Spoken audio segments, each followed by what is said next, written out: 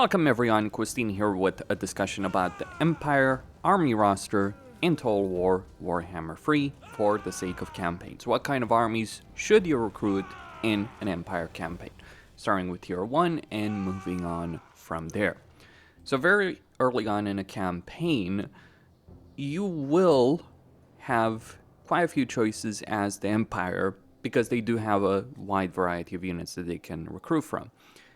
And you may also get to tier 2 very quickly, so just considering tier 1 units is not necessarily something to worry about with regards to Empire, and they do have a lot of good choices.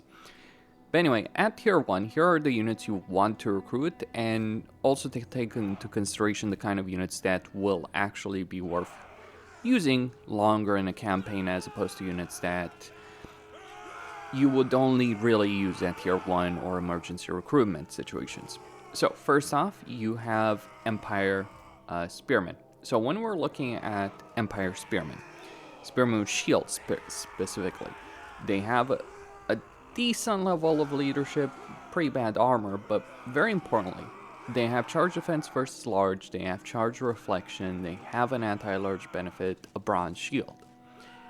And while their damage capability is weak, their melee defense is pretty solid, all things considered.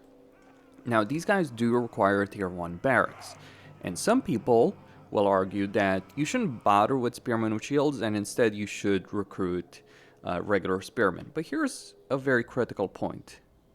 This unit right here has a better statistic situation than regular spearmen. Just a flat out better statistic situation. So this is a better unit to recruit than this one. That 8 melee defense is pretty damn substantial. It might not seem like that much, but these guys, keep in mind, are not great units. But you want them to protect your flanks from any kind of enemy cav, fast movers, all that, or just to hold something in place. So having that extra melee defense makes it worth it. Basically, I would never recruit regular spearmen. In an Empire campaign, I would recruit, if I literally have no barracks, I would rather recruit archers. Assuming, of course, you do have the Huntsman DLC, which people may not have. The only reason you would ever have to not recruit archers versus spearmen would be just because you don't have the DLC. So that's just a consideration to be made there. This brings me to the second point. Archers. They are a DLC unit. They're not a great range unit. You will not use them much later on. They're a very cheap but pretty bad range unit. Think of them like goblin archers for the Empire. Consorts can be used if you're playing a Kislev campaign for a good amount of time. These guys are just basically your chaff ranged unit early on in a campaign that you want to get rid of as quickly as possible. The only reason you ever recruit archers is because you just want to fill up your army. So, once you've gone for Empire Spearmen, or you're waiting for a barracks to be built for them, or you're waiting for other structures and maybe you're focusing on the economy, yeah, you might recruit some archers. But it is genuinely one of the worst units to recruit in an Empire campaign, but is worth recruiting just to fill up an army because at least they have some role. Some other units are just flat out not worth recruiting, like Free Company Militia. Okay, then we have Pistoliers. Now, some will argue that you should just flat out mass recruit Pistoliers. I find that controlling more than 4-6 at most skirmisher units is a very questionable prospect in a battle. Lots of micro required. It can work. These guys can do a good amount of damage. They have Vanguard deployment, fire while moving, can do a decent amount of damage, and they are a tier 1 unit from building you always want to get because it's your gunpowder unit. So things like Gnome Ironsides, Outriders, Hockland long rifles, they're all recruited from that building. Now, this means that these guys are very, very solid, especially if you're dealing with chaff. These guys can do a pretty solid job at outrunning most enemy units because of their very, very high speed, can do a decent amount of damage. But yeah, they're not going to be great in sieges, and they can be a bit of a pain to micro. And you might even replace them later on, though I think that pistoliers can be useful. I just personally prefer using outriders more in a campaign, but recruiting a bunch of spearmen with shields and pistoliers in the first few turns of your campaign is probably the way to go until you get to tier 2. And if it takes you longer, you can always recruit a bunch of archers to fill up an army. Now, this is obviously not for legendary lord armies. The final consideration is with regards to lords and heroes. Generally, you'll probably want one hero of each type, but there are some considerations on that subject. One of the things worth pointing out about the Empire is that they do have research that you may want to focus on very quickly to give you one extra hero capacity for each hero. Now, the question is, what do you get? Keep in mind, Empire heroes all increase their capacity at tier 3. From my point of view, the hero you want to get increased capacity for is warrior priests or engineers. There's pros and cons. Warrior priests give you replenishment, and they're also something you may want to get quickly because Soulfire is a really powerful ability. Engineers do give you a bunch of range benefits and campaign movement range. So, engineers, always worth it, though here's the thing. The building engineers come from, you're going to want to build it in the main settlement, which is the one you're probably going to focus on upgrading the most. So there's an argument to be made on getting that warrior priest capacity. But basically you have a replenishment hero, always worth it. You can get that at tier 2. You can get 2 of these pretty quickly. And then you get the Gotrek and Phillip quest battle, so you can get 3 ways of replenishing there.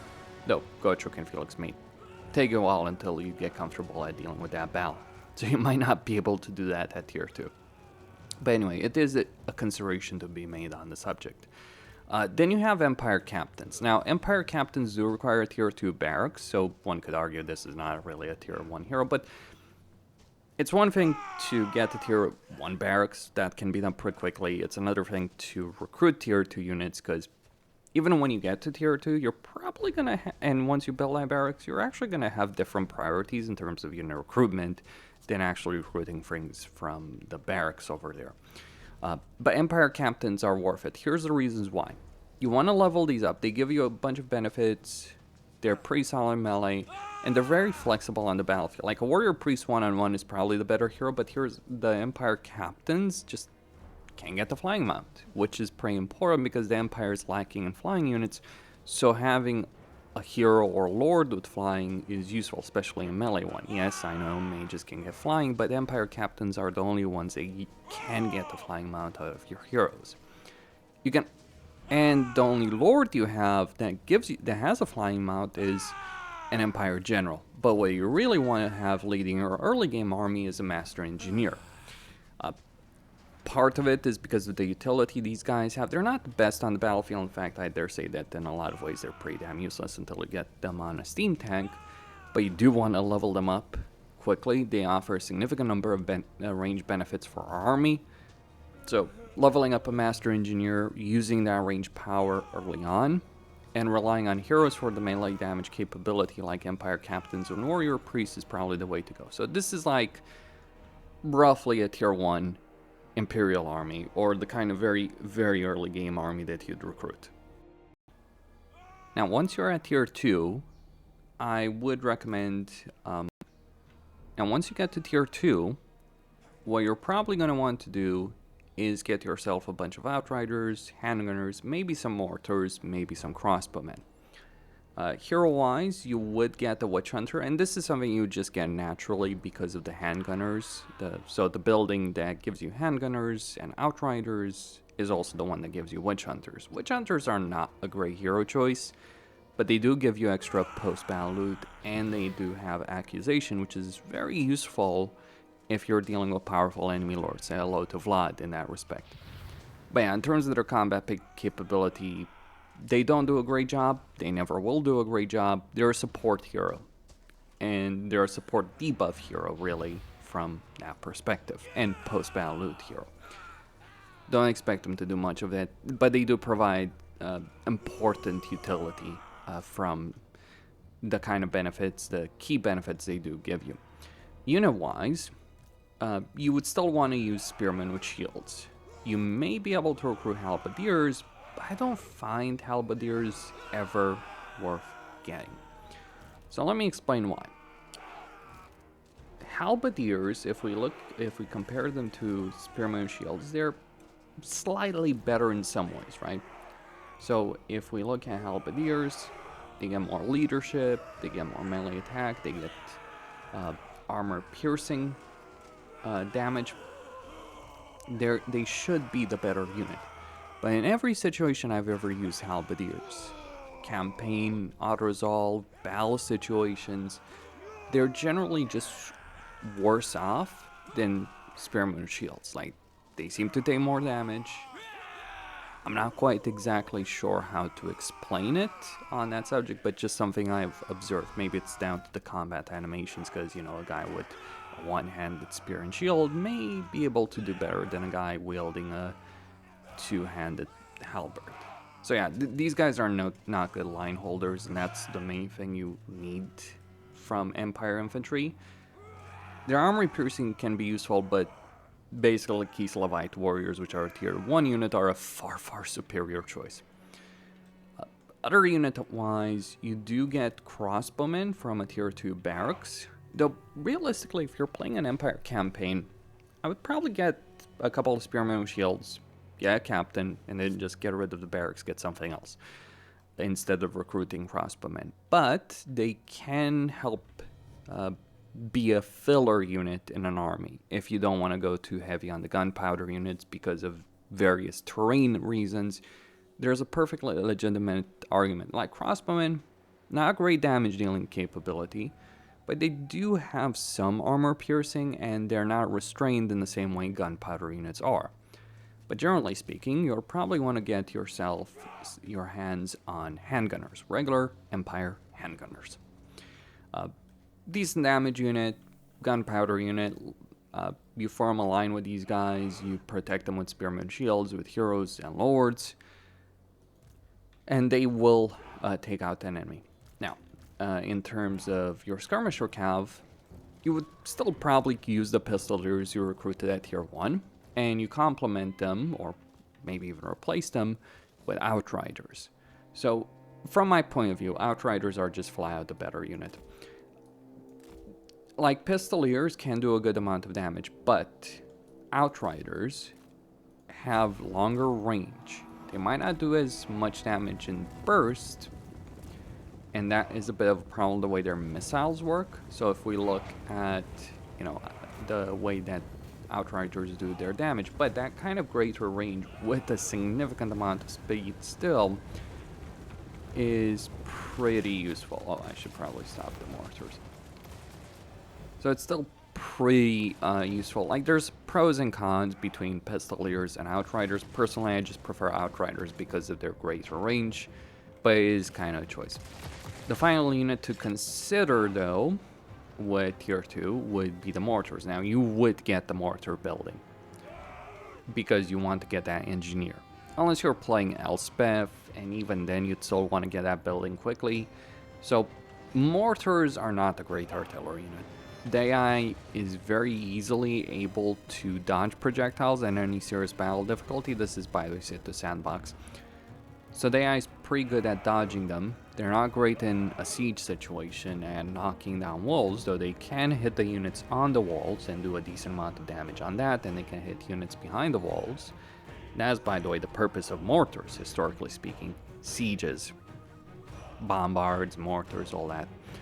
That is what they're meant to do, to be effective in sieges. So that's what they do, but I want to be very clear, mortars are a filler unit until you can start getting the real artillery of the Empire.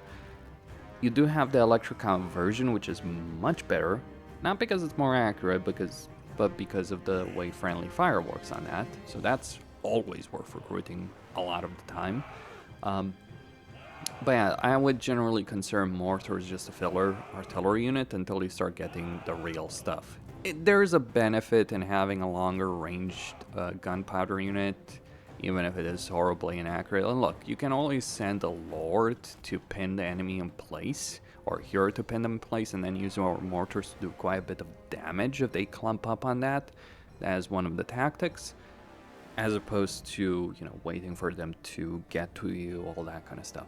There's a value in them, not the greatest value, I should add, but yeah. And since you're getting the building anyway, for the sake of engineers, might as well recruit them until you can start getting cannons. Moving on to the mid game, you start talking about great swords for the sake of your infantry. You replace some of the spearmen with great swords because they do just offer that greater melee capability. It's still useful to use spearmen with shields in a campaign because of their shields, and their anti-large benefit, but great swords are the infantry unit you want. They're not an especially good infantry unit in a lot of different ways.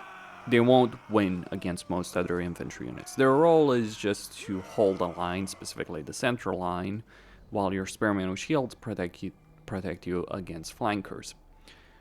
And at this point, you're also looking at getting cannons, so Empire great cannons, to provide you a kind of siege capability. Don't expect too much from cannons with respect to field battles. Don't expect too much from them with respect to defensive sieges, but they are a very important tool to have when you're assaulting a settlement, because they do quite a lot of damage against settlement walls, towers. They can kill those pretty quickly. Hero-wise, you'd be looking to get mages. At this point, what kind of mages would I recommend? Well, I think it depends on what magic you find is most useful. This is not a video about schools of magic. Personally, though, I do prefer great wizards, so Lore of Shadows. You do have a nice number of debuff, buff spells, damage spells. So you have things against single targets, you have AoE stuff, you have buff spell, you have one buff spell, which is pretty solid. So there are things that I think great wizards offer in terms of flexibility that other schools of magic don't. But keep in mind, there's pros and cons with that, like celestial wizards giving you extra campaign movement range, life wizards giving you healing, and dwellers below. And life gives you healing and some damage capability. Light wizards can disable enemies and do quite a bit of damage with their little spells. Now, cavalry-wise, you would still probably want to keep the Outriders, and the reason you want to keep your Outriders, even if it's a single unit, maybe not two of them, but a single unit, because a single unit of Outriders, at this point, the damage capability, given the enemies you're going to be dealing with once you do get to tier 3, their damage capability is going to be reduced. They can remain relevant in a campaign, but not a full stack. However, the value of skirmisher cavalry, from my view, is the fact that it distracts a good portion of the enemy army. So if you send these guys against an enemy army, they just will distract that portion of enemy army, so that when your armies engage, they will the enemy force will be reduced there. So just don't expect scalability as much from Outriders, unless you're playing Elspeth. That's a different discussion. Range unit wise, you'd replace crossbows and handgunners with Hochland long rifles and null iron sights. You could go with more than this. Just remove Outriders, remove Cav, maybe even go with your heroes if you want to go more null iron sights and Hochland long rifles. But keep in mind, one of the great things that makes Empire good is flexibility, army flexibility. And when you're pushing a focus on some specific units, it can be great in certain situations. You also may get trampled into the dirt in other situations. Maybe having multiple armies supporting each other, that's a different discussion, I think. But I would use at least 2 null iron sights for their damage potential and black powder discipline, and just sustained fire damage, and Hockland long rifles for their sniping capability in a battle, especially because you look at these guys and they can remain hidden while firing. Cav-wise, you would obviously have Empire Knights, Knights of the Black Rose, all that kind of stuff at this point, Reichsguard. But personally, I prefer Knights of the Blazing Sun. They may be a bit annoying to recruit, duration and all that, but getting Talabayam is not really that difficult for some extra benefits with these guys, and the reason I like them. Cav in Total War Warhammer comes into different varieties as I see it. You either get Shock Cav, which is good at charging, or you get Melee Cav, which is just good at staying in a fight. Knights of the Black Rose, that's what they do. But that's not exactly what you necessarily need as the Empire, because your units are going to be weaker than other races. What you need is a unit to go in, do as much damage as they can, and get out. And that's what the Knights of the Blazing Sun offer at this point in a campaign. Their charge bonus is significant. They're not necessarily as durable in some ways as Reichsguard armor-wise, but they do have that spell resistance, and they do have flaming attacks. So from my view, generally speaking, if I'm looking at a Cav unit for the Empire, they just look freaking cool, I'm gonna say it. Like, I always found it annoying how CA limited how you could get Knights of the Blazing Sun in a campaign, but now they're just another Cav unit you can recruit without problems. So I would generally say, like, don't bother recruiting any other Cav unit except some of these guys for their Shock Cav capability. Like, this is genuinely the only Cav I'd recruit en masse until we start talking about tier 4. Even then, I would still find a use for them throughout the campaign. The only exception is with Karl Franz, who does obviously benefit from having Reichsguard, but that is and Electrocount State Troopers. I would actually not worry too much about using the Electrocount State Trooper Cav, by the way, but this is a kind of tier 3 generic army. Obviously, you have State Troopers, you have Regiments Renowned, but those are going to come in limited quantities in a campaign to a degree or another. So by the time you're tier 3, you won't be able to get a good amount of those. You will be able to later. That's a different discussion. But this is just the kind of generic army that I'd get in an Empire campaign. You could remove some of these units, like you could just remove the Great Swords if you want to go there without extra melee capability and rely more on range units. You could remove the Knights if you want to. I'd probably still keep one Outrider unit for the skirmishing capability, but that's your choice in that situation. But this is effectively the generic tier 3 army that I would use in most situations in Empire campaigns, or what I'd aim for, even if I don't necessarily achieve it. Now, in terms of allied recruitment, you do have the trusted dwarves, and you will have vision with the dwarves and good relations with them. So what I would recommend getting from the dwarves are longbeards. Not the great weapon version, because you have plenty of range damage. What you need are line holders. And longbeards are, well, pretty good. You can also just use dwarf warriors, but hey, if I'm going to get something from allied recruitment, might as well get the better unit. And dwarves will inherently be able to recruit longbeards, because just getting a settlement to tier 3 is not going to be much of a problem, and the AI does have a tendency to build those kind of basic barracks. Also, because they're short, yes, we're going to go there, but because they're short units, your gunpowder units can actually fire above them. So you can just position your Null Iron Sides, you can position your Hockland long rifles behind them, and not have the same kind of problems that you would have with your own infantry. Yes, dwarves and Empire do work very well together. Something else would be, of course, Iron Drakes. Having a flamethrower is always really, really nice, especially if you're dealing with greenskins, or vampires, or Skaven. And of course, flying flamethrowers with gyrocopters with brimstone guns.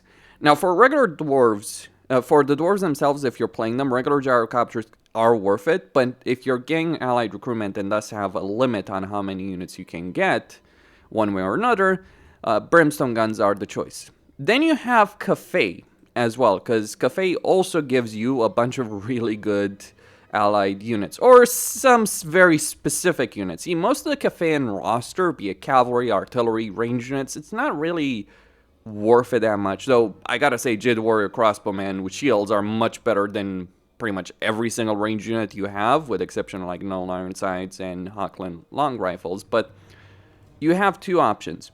You have your regular Jade Warriors, phenomenal line holders, though not really a great deal of damage. But then you have Jade Warriors with halberds. High leadership, higher level of armor, anti-large.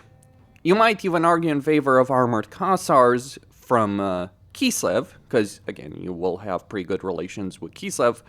Though I would not necessarily rely on allied recruitment with Kislev until later on in a campaign, because there is a tendency for Katrin and Kastaltin to be wiped out, whereas if you get Vision with Xiao Ming, the bastard is going to probably form a massive empire. And besides, if you're playing Gelt, you will have that vision. You have the highest chance, if you're playing an empire campaign, to get good relations with Cafe. For Kislev, it's not really important to go for Cafe except like artillery, but then again, you have the Empire Dwarves, which are just easier to do that with. So those are the kind of things you would get from allies. One could argue over Bretonnia, but I don't think Bretonnia is offering anything useful at this point in terms of allied recruitment, so I'd actually just keep those allegiance points with Bretonnia. I would make the relationship happen, but I would keep those allegiance points until later on in a campaign. Now, as far as a late-game Imperial army is concerned, it should look something like this. Though, of course, there's always options of things like land ships and steam tanks. Though, truth be told, by the time you can even recruit something like a steam tank, your campaign is probably over. And land ships, to be honest, I would probably get Electricon State Trooper steam tanks as opposed to getting a land ship in an army. But speaking about State Troopers, at this point, what you'd want to get would be Eldred's Guards Spearmen, so the Electricon version. Elspeth and Gelt can get these guys fairly quickly in a campaign, though of course, you know, it takes a while to be able to mass them. It may take a while for Karl Franz to get access to them, but these are the best infantry, in effect, for the Empire, because they have 70 armor, they have silver shields, they have that bonus versus a large. They're basically spearmen, but actually good. So this is how spearmen should be. They have charge reflection, expert charge defense, encourage, and ward save available to them. So these guys are your ultimate infantry unit, and they will hold the line in a way no other unit can for the Empire. For damage-dealing infantry, you do have your Karaburg greatswords. Keep in mind, they do have some issues with respect to, you know, that unbreakable situation, because you do kind of want your infantry units to break at one point if they're going to lose, but you do have Bathed in Blood, so melee attack and leadership. They have unbreakable. They're just the better version of the greatswords, just flat out better stats in every single way that does matter. You do otherwise keep Hochland long rifles and no Ironsides. You might even get more. Like, you could maybe just decide, you know what, I'm going to get rid of the great swords and just go with maybe more spearmen, even regular spearmen, and or just get rid of them and risk getting more Null Ironsides and Hochland long rifles. Cavalry-wise, the only cavalry I would say that's worth recruiting very late on in Empire campaign are Demigryph Knights with halberds. Now, regular Demigryphs are better as shock cavalry, but you've already spent the campaign recruiting Knights of the Blazing Sun, so you're already going to have a unit that's capable of doing that. Whereas Demigryph Knights with halberds, they might not be as good at charging units, but one of the things you want your cavalry to do, because like the Empire has a bunch of firepower, right? So them defeating enemy infantry is not necessarily the issue. Protecting your infantry, protecting your range units from enemy fast movers, monsters, etc. is the problem. And this is where Demigryph Knights with halberds come in. because they have that anti-large benefit in for their own sake. So they are going to be pretty useful at dealing with cast knights with lances, that kind of stuff in a campaign. And yes, the dwarves over there are firing, and so are the Bretonnian trebuchets. Something else to consider as a unit, if you do manage to get to tier 5, would be a Luminarch of Hysh. Now, a Luminarch of Hysh used to be a really bad unit. Well, not anymore. It's a very long-range sniping platform. It's elevated, and it's pretty good at dealing damage against lords, against enemy artillery, against single entities. It is, usually speaking, a unit worth getting. Now, you could replace the greatswords, by the way, over here with 2 steam tanks or land ships if you want to.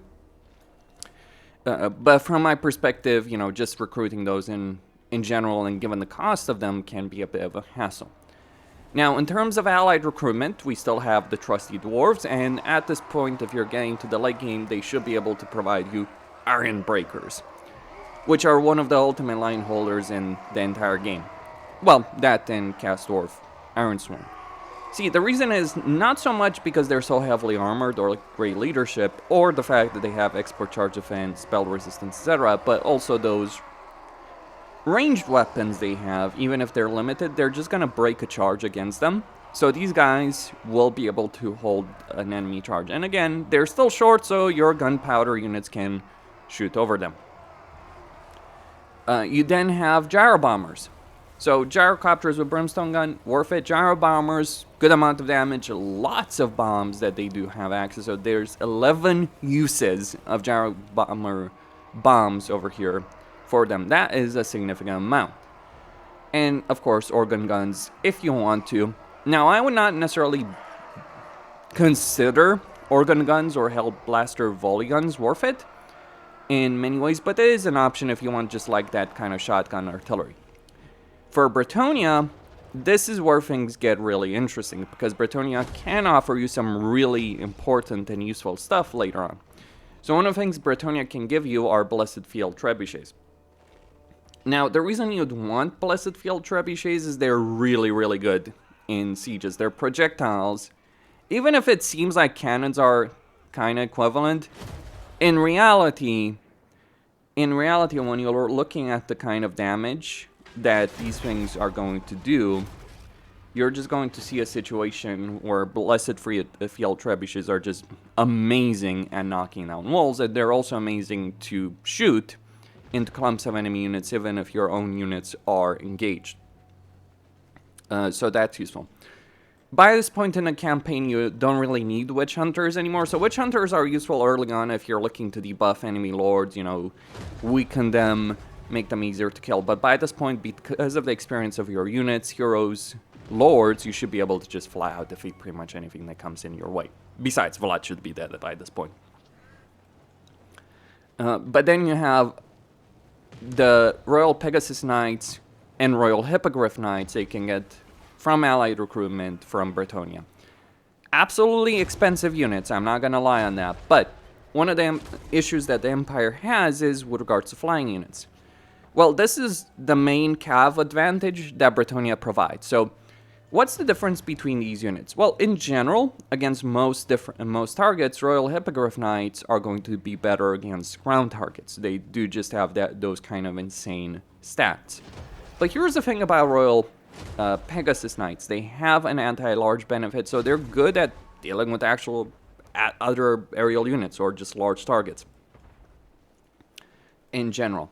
Both of them are very worth it. Both of them are going to be pretty expensive to recruit, but if you're going to get anything from Bretonnia, it is these kind of units. And you should be able to afford them by this point in your campaign. And they really complement the Empire army exceptionally well in a lot of different ways. So, yes, this is pretty much always worth getting when we're talking about allied recruitment with Bretonnia. In fact, I would just literally save allegiance points until you can at least get regular Pegasus Knights from Bretonnia, and then later on Royal Hippogriff Knights and Royal Pegasus Knights. So those are the kind of options in terms of an army for the Empire. I think steam tanks and land ships, I just find that land ships are not necessarily worth it a lot of the times when you don't have electro count state trooper version of a steam tank that usually performs better. Because what do you want a land ship or a steam tank to do? Well, you want that steam tank to just be thrown into the middle of an enemy army. This is one of the reasons the Master Engineer is so good as a lore choice, because he does get the steam tank. You want to throw them in the middle of an enemy army and just keep that enemy army pinned down while you're obliterating them. And of course, on your side, you do get Hellstorm rocket batteries, just huge amount of damage in field battles and in sieges. And they're one of the more useful artillery units that the Empire can have, even in an offensive siege, because cannons can have a lot of issues firing in sieges that Hellstorms don't. Anyway, that's all I had to say. Quistine signing out. Don't forget to subscribe, like, and enable notifications, and stay tuned for more.